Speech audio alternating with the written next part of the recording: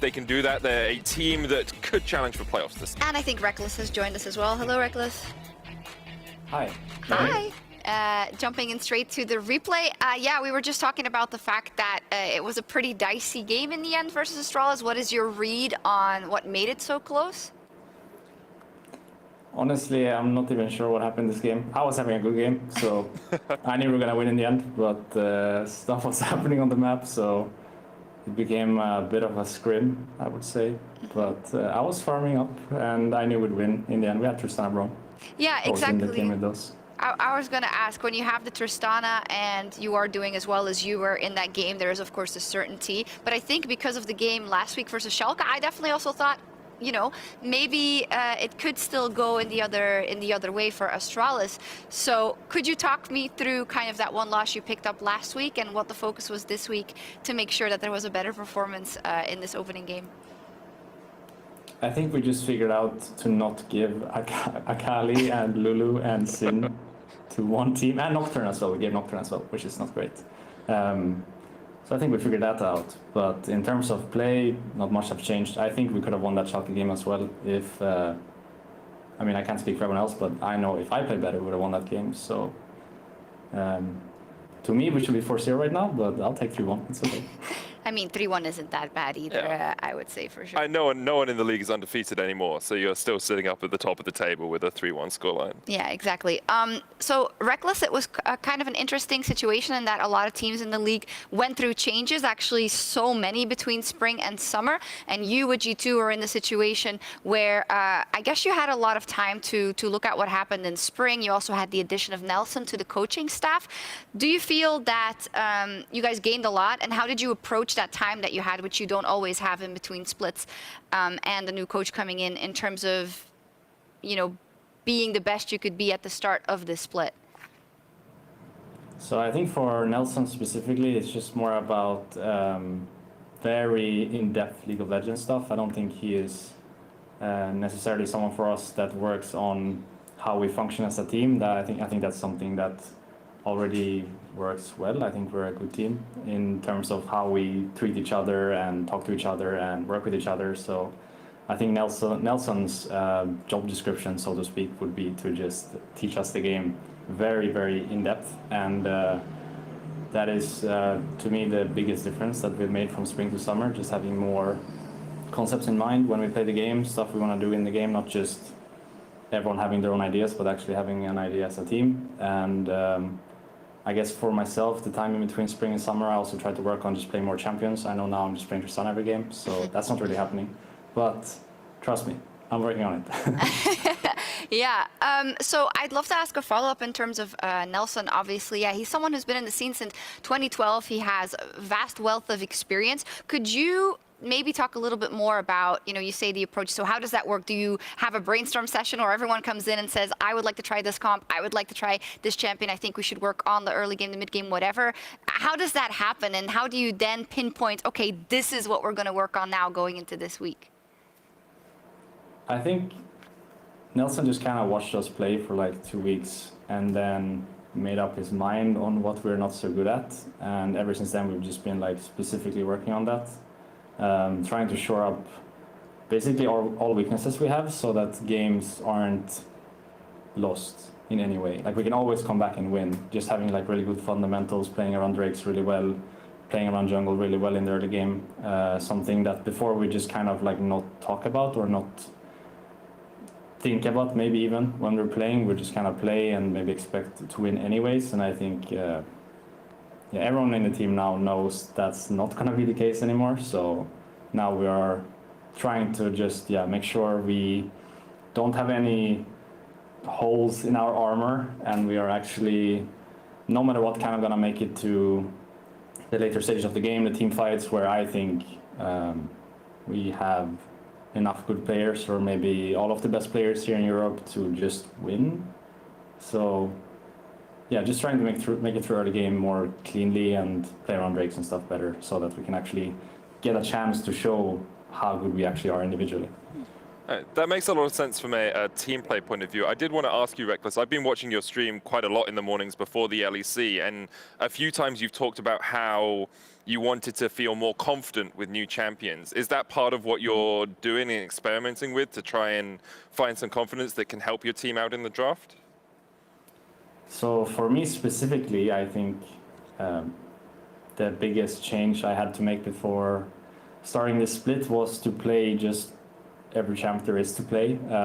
Try to find confidence in every champ I play, not just have my set of champions. And again, here I am playing Tristan every game, which is great. You know, it's netting us wins. I'm really good at the champion, so no shame in that. But I think just stuff that's going on behind the scenes, like what I'm playing in solo queue, what we're playing in scrims, the talks we're having between me and Mickey are just much more open now, rather than this is what we're doing no matter what. And then it kind of becomes, especially when we're playing best of fives, it kind of becomes too one-dimensional. Like when you're losing, you need a plan B. And I think in spring we just didn't have a plan B because we're so set on our plan A. So I'm just trying to, you know, have all these backup things ready so that when we come to those moments, we can play, yeah, just everything, have confidence in everything, and show that there is more to it than just whatever people have seen before. I could be wrong, but is this something that you feel like, because you've been playing for so long, that you go through like every couple of maybe months or even, you know, years? Because I can imagine like you have everything in your back pocket, you know, have good results on it, but then you come into a new environment or you play with a new duo partner like you do now with Mickey, and, you know, the other teams are improving as well. Do you feel like it's almost like a cycle, or am I wrong in that? No, I think it's a cycle for sure. And I don't think you realize it's a cycle until you lose. That's the biggest issue. I think it was too good of a regular season in spring for us, for me to realize there were issues. I know I talked about it briefly with the Kai'Sa specifically in spring, but we were 14-4 in this regular season and we were just winning everything. So I didn't really realize there was this cycle until it was too late and we lost to Mad. And then there was like 4 days or 5 days of scrims before we played Rogue, which is not nearly enough time to actually make changes that matter. So my bad in a way. I feel like it was kind of my bad because I should have realized sooner and not just have it happen after the loss. But now I'm aware and now I'm working on it. So hopefully next time we're in a situation like this, we just have more aces up our sleeve and we can actually do more things than just whatever we had planned before, because it kind of just happened to be that we had our plan A, we lost to Mad, and then there was nothing. And I think there should always be something there, or at least we're trying to make sure there's something there. Yeah, I mean, that's kind of a side effect of why people say that spring is obviously so important, even if maybe not everyone considers it as such. But you did come into a completely new team environment, right? And it's almost as like it flipped the page for you. And now there's a new page and you have to decide what you write on it. So I really like the way you opened up about that. And we'll be looking forward to more non-Tristana games, as long as it's not Karma, I guess. I mean, Garen Yumi's still on the cards, right? True. Let's take a look at the standings, because Misfits, they dropped their first game. They were 3-0, but they lost to Rogue. In the middle of the table, it's also quite spicy. Excel picked up a win. Fnatic picked up a win over Vitality. Rekkles, I don't know how much of the other games you saw, but which team would you say has stood out to you, both maybe on stage and perhaps also in scrims? I think Fnatic are really good, but they're only 2-2, so... Hey, the scores, stats can lie. Really good. They looked so good in preseason when we were streaming them. I thought for sure they'd just come out strong, and then they lost the first 2 games. And I thought maybe, I have no idea what I'm talking about, but I actually think I do. I think they're good. So that'd be my team. And what is it then that, because obviously, I guess you look mostly at your own lane. If you're scrimming, if they're good, then you'll be like, oh, well, the team must be pretty good. Then I guess, you know, you have a high opinion of Upset and Hilly. Is that mainly what informed this opinion? And what do you think of Bwipo also in the jungle? I wouldn't even say it was Upset and Hilly mainly. I mean, they're really good. Maybe, probably the best bot lane we have in Europe. But I think just the way they play as a team, it's interesting to see someone be so much on the same page. Like 5 guys be so much on the same page. They just fight all the time. I think it's great. So if they can just translate that to stage and be confident in what they do, then they're gonna be scary. Yeah, I definitely agree with that. I think Hylissang and Bwipo were always like those go-forward guys, and they seem to have translated that with Bwipo now being in the jungle. The last 2 games have been very impressive from them. I'm also impressed by Misfits. I think even today against Rogue, they put on a really good showing, only losing because of compositional differences. You know, the Paranoia into Crowstorm combination was just a little bit too much for them to handle. But I think Misfits are definitely a playoff team in this summer. And the way things are shaped up means that G2, Rogue, and Mad Lions, because of the spring performance, obviously have the best chances of getting to Worlds at this point in time, right? You'd have to fight them, get past them, etc. Rekkles, how big is your level of confidence that you will get to play at Worlds this year with G2, and how much are you already thinking about that, even though it's only week 2? I'm probably thinking about it too much because, as you say, it's only week 2, so there's a lot of games to play and at least one best of 5 to win to make it there. Hopefully more, because by winning more, that also means we could maybe win a title here in Europe, which is why I joined G2 in the first place.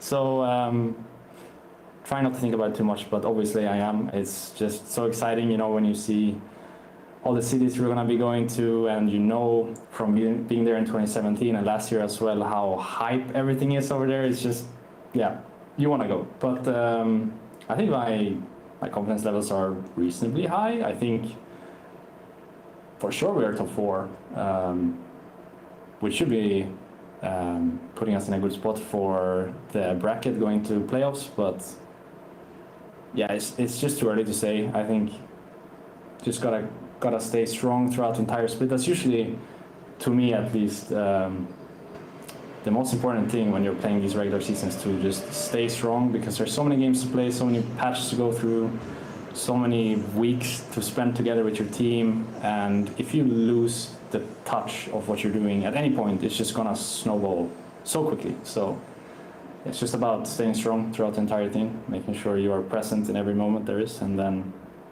whenever, you know, the best of 5 comes around that decides if you go to Worlds or not, you're ready for it. Yeah. Eye on the prize, obviously, without letting it control your thoughts, but we all know how hard that can be sometimes. Now, tomorrow, you're up versus Rogue. Rogue 1 versus Misfits today, and it is the match of the week, the last game of the day. And yeah, I mean, we've talked about Rogue as well as a team that always has their fundamentals down, and they are extremely strong in the early game, have been in their first 4 games, Rekkles.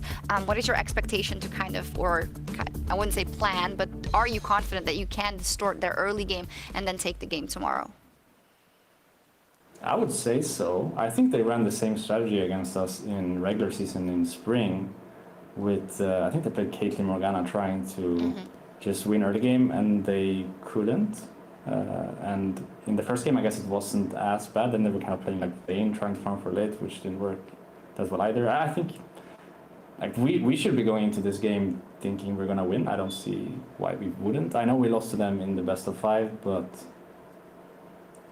yeah, I don't see why we should think that we're not winning this one. I think just, yeah, try to survive early game. They draft for it as well. They played Draven today, which is something that's really strong early game. So just make sure we do the jungle pathing right, help our lanes push out in base, all the small stuff that gets you to the later stages. And then, as I mentioned earlier, we have really good players in our team that can shine. So just gotta make it there. Yeah, and they have actually never been able to beat G2. Yeah, 0-10, I think, against G2. There's something about the best of ones. So tomorrow could be the day for Rogue. Who knows? Rekkles, we're not going to keep you any longer, but I would like to take a selfie with you if you don't mind.